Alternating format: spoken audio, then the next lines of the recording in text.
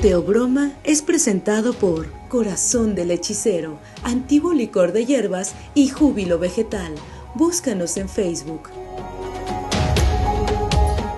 Hola, ¿cómo están? Bienvenidos a otro Teobroma. Y ahora, este es muy distinto a los que hemos estado haciendo. Aunque ya habíamos hecho Teobromas en el Imaginatorium, pues no habíamos hecho ninguno en video. Y este es el primero. Bienvenidos. Y presento primero a Carlos Umbral. ¿Cómo estás, Carlos? Muy bien, Julio, bienvenidos todos. Estamos aquí en el Imaginatorium y tenemos a dos invitados.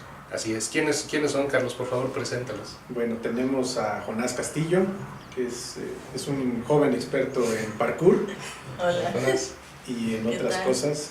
Sí. Y al doctor Mario Alberto Castillo Hernández. Buen amigo. Muchas gracias por invitarnos a este imaginario. Sí. Me estoy imaginando que va a ser algo interesante, ¿no? Seguramente así será, y con tu presencia, pues mucho más. Muchas gracias a los dos. Y ahora, antes de entrar en el tema, habíamos hablado de la posibilidad de hablar de etnociencia, ¿no? De tratar ese tema. Sí. Bueno, es que en otros teobromas hemos platicado un poco sobre la ciencia. Sí. Y no hemos terminado todavía, es algo, hay pendientes ahí, hay amigos ausentes que tienen mucho que aportarnos sobre la ciencia. Ya hablamos de Descartes o Descartes, pero no hemos hablado sobre Francis Bacon, por ejemplo, que es el padre del conocimiento inductivo. Claro. Entonces vamos a hacer un salto porque, bueno, como no obedecemos órdenes aquí en Teobroma, en los dos sentidos de las dos acepciones de la palabra orden, queremos hablarles de algo muy interesante, que es la etnociencia. Ya. ¿Y de qué se trata? Eso es lo que vamos a hablar. Es lo que vamos a explorar el día de hoy. Muy bien. Entonces, bueno, pues a ver qué nos puede platicar el doctor Mario sobre la etnociencia y a ver en qué podemos participar nosotros y contribuir, ¿no? Claro. Pues bienvenidos nuevamente. Gracias. Y ahora, ¿de qué se trata esto de la etnociencia? O sea, yo había escuchado de ciencia, Sí. pero ¿cuál es la diferencia con la etnociencia? Bueno, hay toda una tradición académica, ¿no? Sí. Incluso institucionalizada a nivel de lo que es la ciencia. Siempre cuando pensamos en ciencia estamos sobre todo pensando en lo que es la ciencia básica, ¿no? Todo el conocimiento a través de una investigación, de un método, que le llaman un método científico, para acercarse a explicar un conocimiento sobre distintos fenómenos. Ese método implica un proceso sistemático que va desde de elaborar hipótesis, llevar a cabo una observación directa, hacer experimentos y llegar a resultados que deben de ser comprobables. Claro. Verídicos, ¿no? Esta ciencia básica lo que quiere es demostrar la verdad, ¿no? De los hechos. Y regularmente se asocia con disciplinas que históricamente han sido como la biología, la física, la química, la ingeniería, ¿no? Y un poco se hace de lado a las ciencias sociales, humanistas, porque tienen otra forma de acercarse al conocimiento. Claro. Por ejemplo, la sociología, la antropología, la psicología, Sí. que no solamente toman en cuenta fenómenos físicos directos, ¿no? Sino que el ser humano tiene que ver con su forma de vida, su forma de ser, ¿no? Es decir, no solamente se está estudiando la naturaleza como tal, sino la relación del ser humano con la naturaleza, ¿no? Cómo el ser humano interactúa con esta naturaleza, cómo la conoce y cómo la entiende y cómo también trata de explicarla, ¿sí? Entonces, ese conocimiento que llamamos científico se va a distinguir de otro conocimiento, un conocimiento que surge y que se ha desarrollado a través del tiempo, de la historia de distintas generaciones que han vivido en los distintos pueblos del mundo, que también han convivido con la naturaleza, han interactuado con ella, la conocen, se la apropian y la transforman viven de ella, ¿no? Como son originalmente los pueblos desde muchos siglos, ¿no? Entonces, de alguna manera ellos construyen un conocimiento sobre su medio ambiente. Pero por otro camino. ¿No? Pero lleva otro camino. También es un conocimiento que se da por años y que se transmite de generación en generación, que se da por distintos años y también es parte de la experiencia, de la observación. No utilizan el método científico, claro. Utilizan un proceso también sistemático de acercamiento, de transformación, de conocimiento, de organizar lo que ven, lo que conocen, y es también, como decía, muy sistemático, y explican también diferentes partes de la naturaleza, de su medio ambiente, incluso crean una cosmovisión de cómo ven el mundo. Claro. ¿No?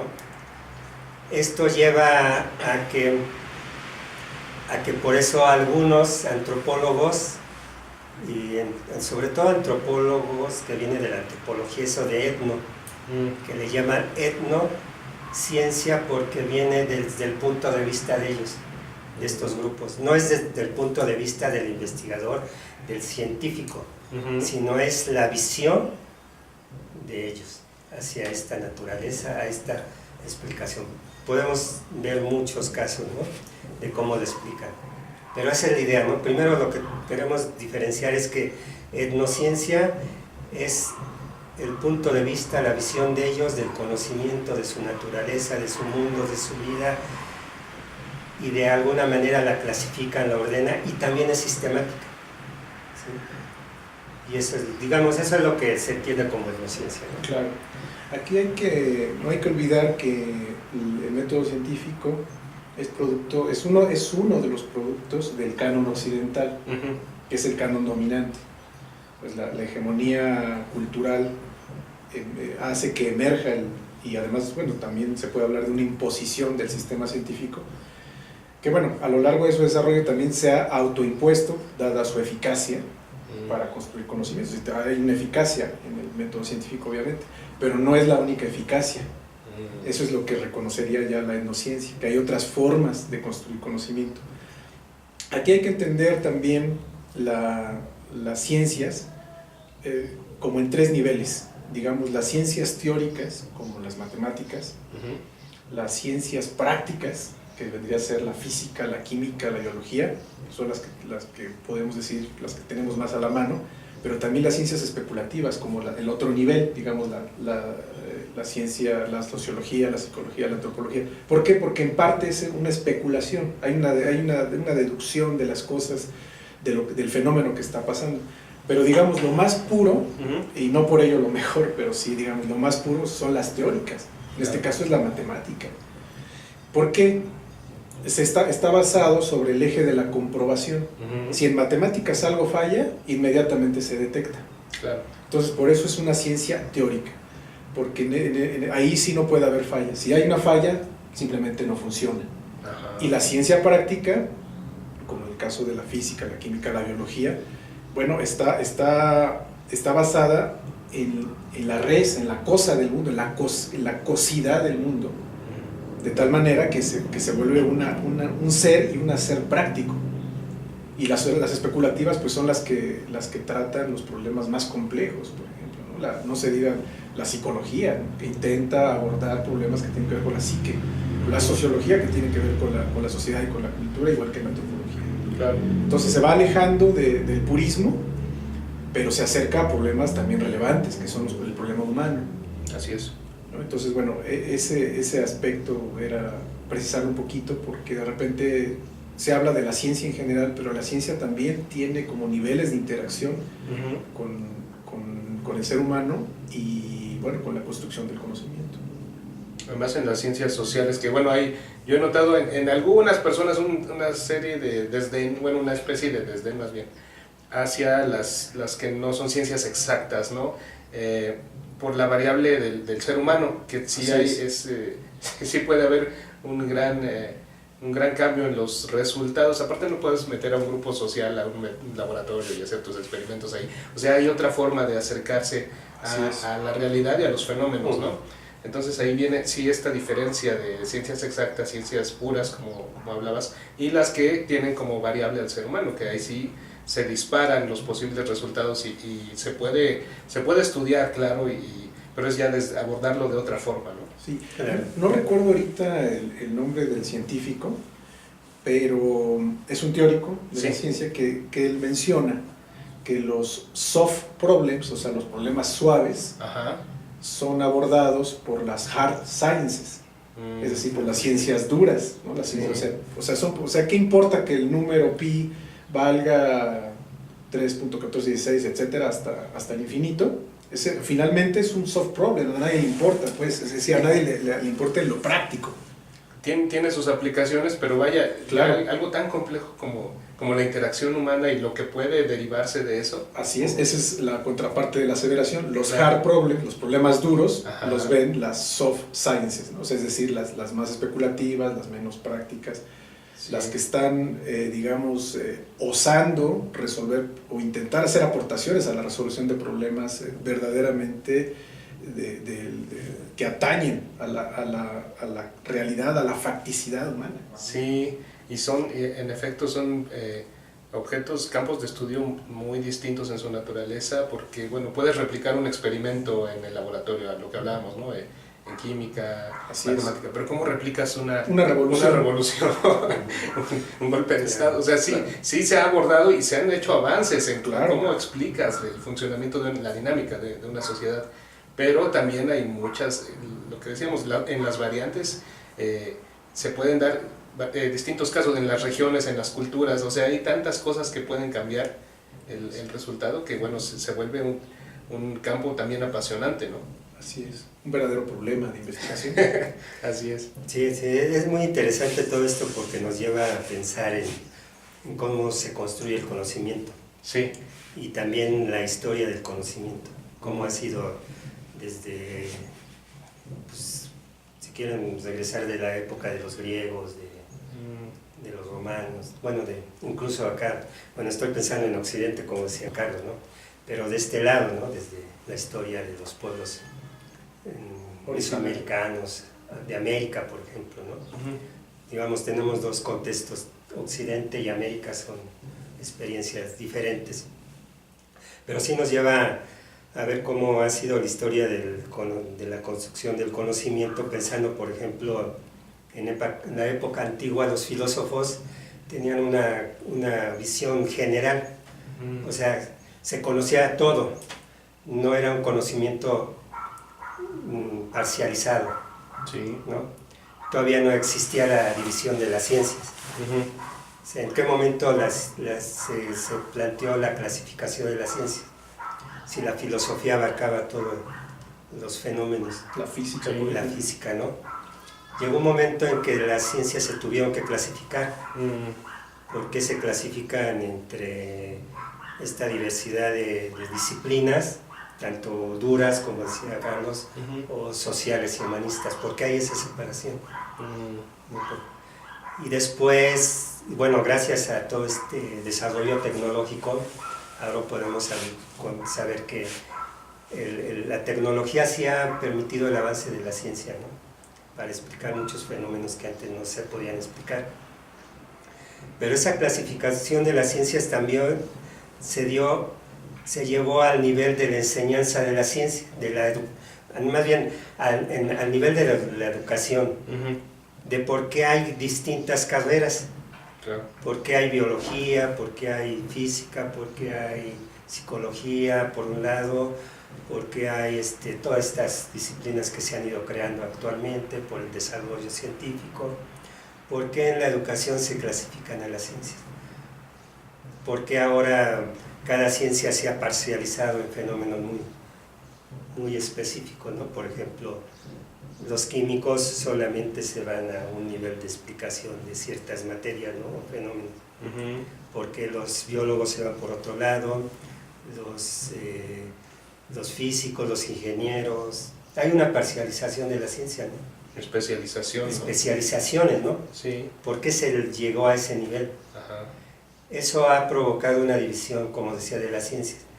Mientras, por ejemplo, en este conocimiento que digo que que se conserva en las comunidades originarias, ellos no parcializan su conocimiento, ellos ven los fenómenos en general. O sea, ellos parten de la relación que tienen con la naturaleza, su interacción con la naturaleza.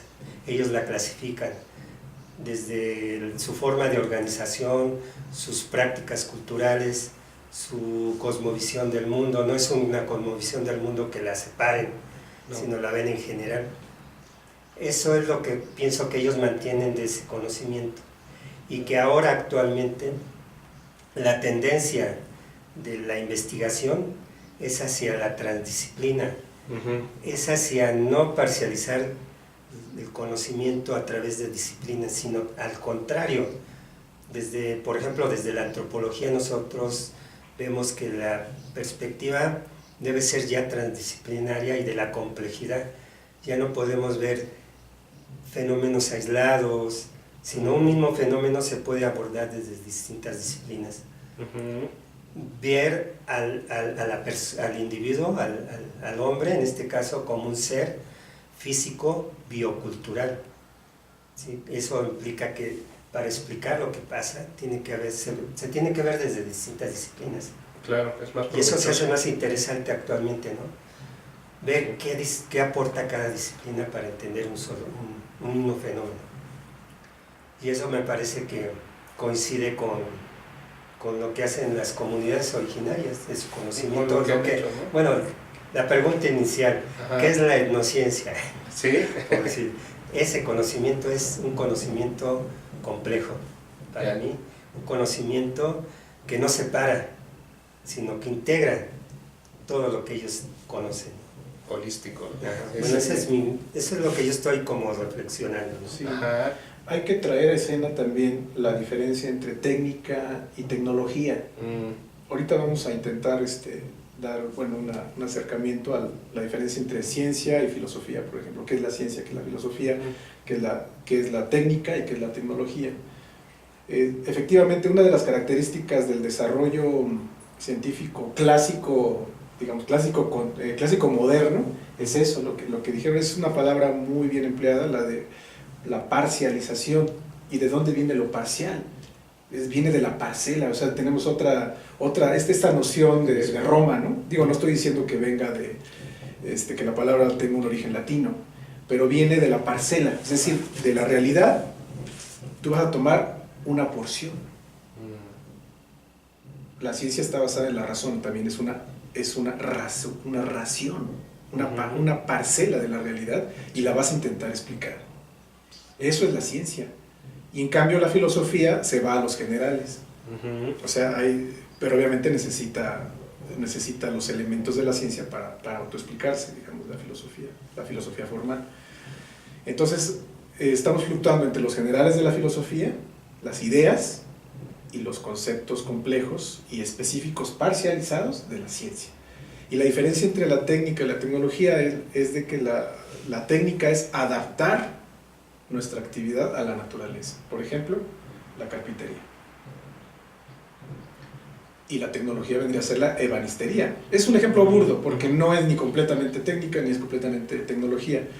Pero bien, tiene que ver mucho con lo que dice el doctor Mario, de que, bueno, finalmente desde una perspectiva etnocientífica, ellos han establecido métodos propios, tan válidos como los del canon de Occidente. ¿Por qué? Porque finalmente tienen resultados. Sí. Yo lo resultados prácticos. Claro, muy, muy claro. En el caso del amigo, esperamos entrevistarlo alguna vez, Marco Díaz León, ellos en el grupo que tienen, hablan se dedican a ir a comunidades y a ver sus formas de trabajar la tierra, ¿no? Y ellos ahí ven que se ha ido perdiendo por utilizar, no sé, semillas transgénicas y tecnologías que llegaron después.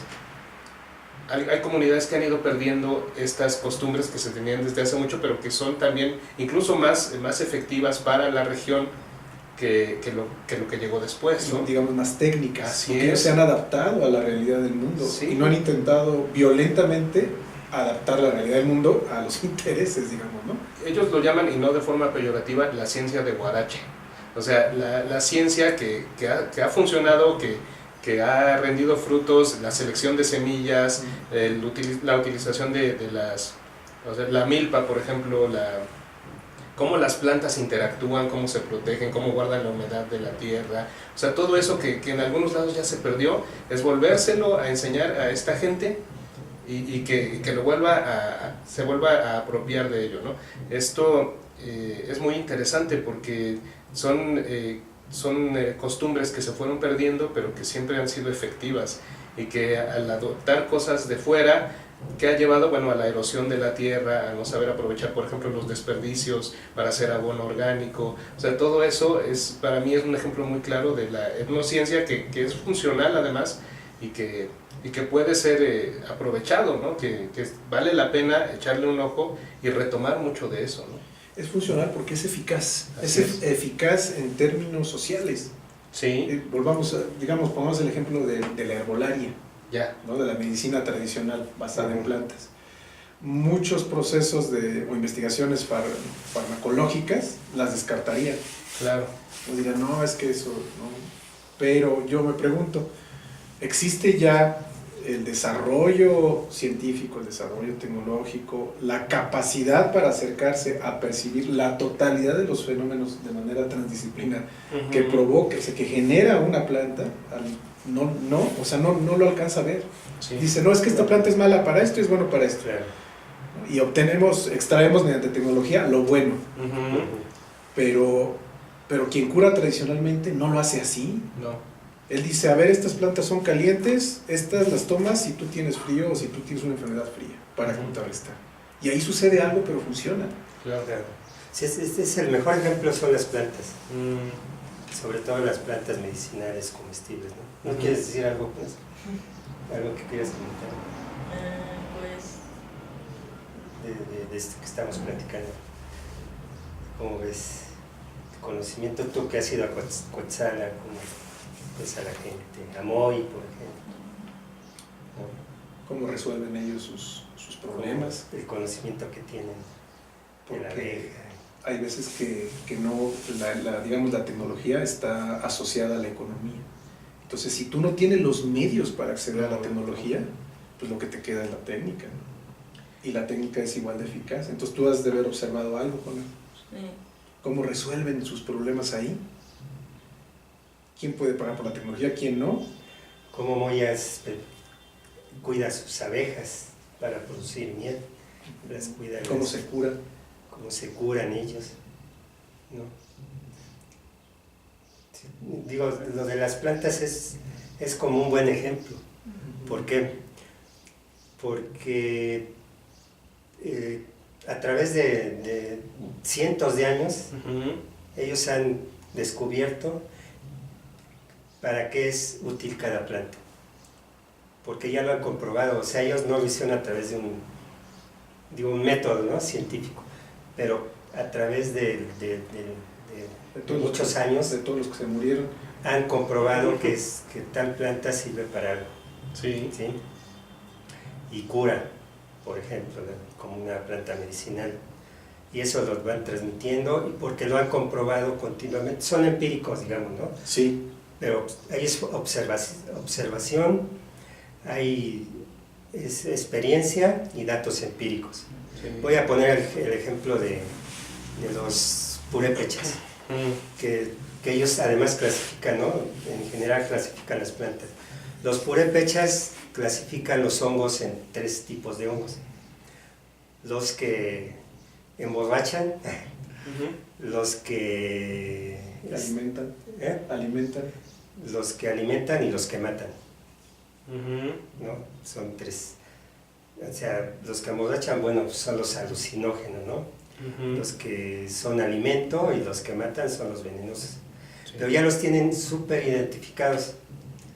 Seguro tuvieron que comprobarlo, o sea, varios tuvieron que sacrificarse para decir, este se murió, este se volvió a morir por varias generaciones, entonces comprueban que ese no lo comas porque si no te vas a morir. Te va a pasar lo mismo. Pero mira, si pruebas este honguito, te vas a poner muy bien, muy acá, comprueba así.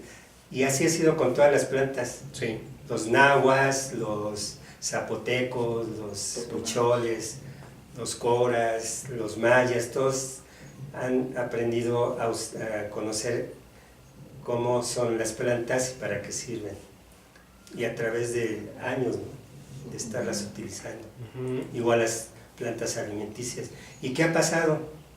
Ellos tienen todo ese conocimiento sistemático y llegan los investigadores, agarran la planta y dicen: esta planta es medicinal, cura problemas intestinales, respiratorios, y van, hacen un estudio de laboratorio químico y comprueban que tiene propiedades, esas propiedades. O sea, son los conocimientos. Claro. Los que ellos ya saben, ya lo conocen, y lo que hacen los científicos a través del análisis bioquímico, ¿no?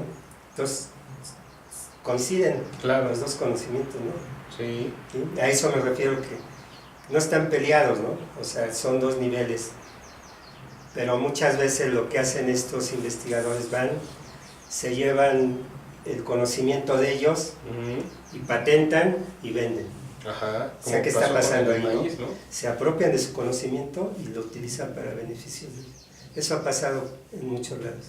Sí, pues incluso llegan a patentar el código genético. Eso es una aberración desde mi punto de vista, porque además, sí, ya esta semilla es marca registrada y además la vamos a diseñar para que nada más la puedas sembrar una vez, y los granos que salgan de esa siembra ya no los puedas volver a sembrar, ya no den fruto, ya no salen. Son propiedad privada. Es una cosa espeluznante también. Sí, Cuando ese maíz viene de un proceso de selección milenario, ¿no? así es. Entonces, esto sí vale la pena ver la importancia de la etnociencia y la validez que tiene, porque estamos dejando de aprovechar muchas cosas que nos pueden ser útiles como sociedad. Ahorita podemos tener dos ejemplos de la etnociencia, y uno de ellos va a ser el parkour. Vamos a hablar esto. O sea, ¿qué tiene que ver el parkour con la etnociencia? Sí tiene algo que Sí, ver. tiene que ver. Sí. Es una visión. Es una visión. Nada más para cerrar el tema de la etnociencia aplicada a alimentos, el mejor ejemplo que tenemos es el maíz nativo americano. El maíz en sus inicios era similar al trigo que se da principalmente en Europa, o al arroz que se da en el Asia, en cuanto al tamaño, la densidad de granos y todo eso. Pero de repente vemos la mazorca de maíz y es una monstruosidad, pues una monstruosidad en términos positivos, pues, ¿no? Sí. ¿Cómo lograron esa selección a través de miles de años? Obviamente a través de un proceso etnocientífico, donde fueron seleccionando los granos, los más, digamos, abundantes los frutos más abundantes en granos, los más grandes, con los que se sentían mejor. Entonces fue haciendo una selección. Entonces, ¿a quién le pertenece eso? Pues le pertenece a la humanidad, no a una marca, por ejemplo, ¿no? Sí. Ahora, volviendo a lo del parkour, se me ocurre a mí ¿qué es el parkour? ¿Es una técnica o es una tecnología? Vamos a compararlo con el alpinismo. Entendemos que el parkour estaría más hacia la técnica, porque es la adaptación del cuerpo humano a las circunstancias del medio. ¿O tú qué nos tienes que decir en relación con qué es el parkour, Jonás? A ver, platícanos de esa técnica, que para mí sería una técnica en este momento. Pues en realidad el parkour es como un arte, que es el arte del desplazamiento, que usas tu propio cuerpo para moverte en cualquier sitio de la forma más fácil y fluida. Y además te adaptas, ¿no? Te adaptas. O sea, tú te adaptas. Entonces ahí Sí. tenemos que sí se cumple, digamos, la definición de técnica. Sí, Y además el arte y la técnica sí están más emparentados, sí. ¿no? Esto lo exploraremos en otro programa, ¿no? La definición entre... Y yo también creo que el parkour a lo que dices se acerca, porque también es una filosofía, ¿no? Tiene O sea, su es la filosofía. técnica, pero es una forma de ver el mundo. De ver el mundo. Sí. Ya de la forma de ver el espacio ya hay una forma de pensamiento, ¿no? Sí, No sé cuál sea esa filosofía, ¿no? Pues esa filosofía consiste en ser y durar, que quieres ser tú mismo, sí. como te defines a ti mismo, y el durar, si puedes adaptarte a todos los medios urbanos y todos los medios rurales, y si puedes contribuir o poder lograr cada movimiento que vayas a hacer. Pero sí hablamos de una adaptación, ¿verdad? Sí, una adaptación. O sea, no estás tú esperando que el muro sea, o sea, no preparas un muro para que tú puedas escalarlo, sino que tú adquieres habilidades técnicas o artísticas, o en este caso de inteligencia corporal, o inteligencia espacial, para poder adaptarte a un medio, ¿no? Entonces ahí es muy diferente. Si llegara, por ejemplo, vamos a pensarlo, de estos escaladores que lo hacen en muros artificiales, sería exactamente lo opuesto. Lo prepara para que vaya desarrollando habilidades, pero habilidades ya preconcebidas. Y el parkour no, es decir, yo entiendo que en cualquier medio hacen una improvisación de su inteligencia corporal y se adaptan. Sí. Entonces tiene que ver con la técnica. Sí. Eso vendría a ser una etnociencia también. Por ahí va. Y hace rato platicaba Julio, ¿no? Platicabas con Julio del origen del parkour, ¿no? Comentaban algo de eso, de dónde surgió el parkour. Sí, una figura conocida del parkour es David Bell, por ejemplo. Y a los que practican el parkour les dicen traceur. ¿Qué hacen? Bueno, se desplazan de un sitio a otro utilizando su cuerpo, ¿no? Ninguna herramienta adicional, sin cuerdas y sin cosas así.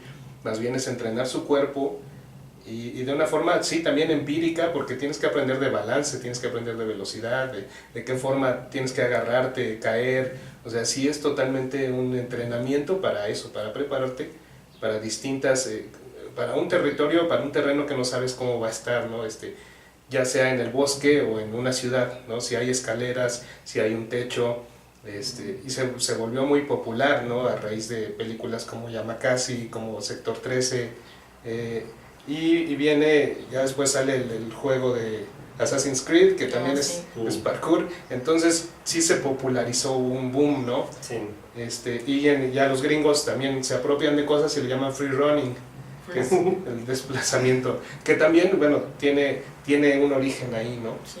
Pero también es muy interesante cómo utilizan el cuerpo humano, cómo adaptas tu cuerpo a distintas características físicas, que de algún modo yo creo que también se conecta con la mente y cómo resuelves cosas, ¿no? O sea, no vas a saber, ya hablábamos el otro día de cuando vas caminando en el bosque, tienes que estar muy atento, tienes que tener tus sentidos alertas porque no sabes si te puedes caer, si te puede caer una rama, tienes que estar muy, muy atento. Claro. Y eso yo lo veo muy relacionado mente y cuerpo, ¿no? Es una actitud más humilde hasta cierto punto, ¿no? Porque incluso tiene que ver con la ciencia, ¿no? ¿Cómo entra la ciencia en el parkour? Pues entra principalmente porque hay algunos movimientos que requieren requieren gravedad, sobre todo mucha altura, que un cuerpo que no está adaptado a esas condiciones puede sufrir daños al caer. Entonces ahí entra la ciencia, cómo el ser humano puede lograr sin dañarse caer y poder librarse de complicaciones. Incluso se requiere un conocimiento del cuerpo, ¿no? Ya digamos a nivel, si uno va ya más allá de la filosofía del parkour como un arte del desplazamiento, implica conocer tu cuerpo también. Sí, y no para una exhibición o no para lucirte. Ajá, la familia de David Bell son bomberos, o sea, no van a dar un show en un circo ni nada, ¿no? O sea, más bien es para ser efectivo y poder rescatar, salvarle la vida a alguien, ¿no? Sobrevivir. Así es, salvar tu propia vida. Entonces tienes que ser efectivo y así para eso entrenas tu cuerpo y entrenas tu mente también. Sí, es bien interesante. Sí, porque se trata de conectar cuerpo y mente. Así es. Y justamente también a veces el parkour te ayuda a seguir adelante, a poder seguir superando obstáculos, como un autosuperarse cada día. Entonces escalaría el tercer nivel, que es el espíritu, ¿no? Algo así. O la voluntad. Cuerpo, mente y espíritu. Y qué bueno aprovechar la juventud y la flexibilidad y la resistencia que puedes tener como para practicar algo así. Está muy bien, muy interesante. Y volviendo, digamos, tomando como punto de partida el parkour como esa adaptación de la mismidad al mundo, pongamos como marco de fondo otra vez el ejemplo del maíz. La selección, llamémosle una selección cultural, tradicional que se hizo a partir de miles de años y que logra un producto que es benéfico para el ser humano, que no es violento con el medio ambiente, es decir, es un producto humano, humanista, hasta cierto punto, Sí. y contrastémoslo con la ingeniería genética, que es más bien, toma los genes, adáptalo, haz esta cosa, y bueno, pues si resulta, qué bueno, y si no, pues... Y además de forma soberbia y respetuosa, Así ¿no? es O sea, muy ¿por diferente. ¿qué viene de ahí? O sea, tenemos una explicación del origen de la humanidad a través del maíz, ¿no? El mismo O sea, maíz. teniendo como origen el maíz. Y lo contrastamos con la ciencia, que voy a tomar esto de esta forma tan artera, ¿no? A manipular algo que es sagrado, además, en muchas culturas. Y ahí tenemos los dos niveles. La Sí. técnica, vendría a ser la selección que se hizo en maíz, es técnica, pero milenaria, Sí. y la otra es tecnología, por ejemplo. Así es. Entonces, con eso Sí, podríamos cerrar esta primera etapa Ujú. de la etnociencia y nos vamos al segundo programa. sobre la Sí, etnociencia. vamos a cerrar este programa. Muchas gracias Jonás, muchas gracias Mario. gracias a ustedes también. Gracias. Y gracias Carlos. Gracias a ti, Julio, y a nuestros invitados. Hasta Muchas luego. gracias, gracias por vernos y nos vemos en el siguiente programa. Vamos a seguir aquí en el Imaginatorium a ver qué más nos imaginamos. Muchas gracias y hasta pronto. Hasta pronto. Vale. Se dice que la luz más bella emerge de la oscuridad. Teobroma fue presentado por Corazón del Hechicero, Antiguo Licor de Hierbas y Júbilo Vegetal. Búscanos en Facebook.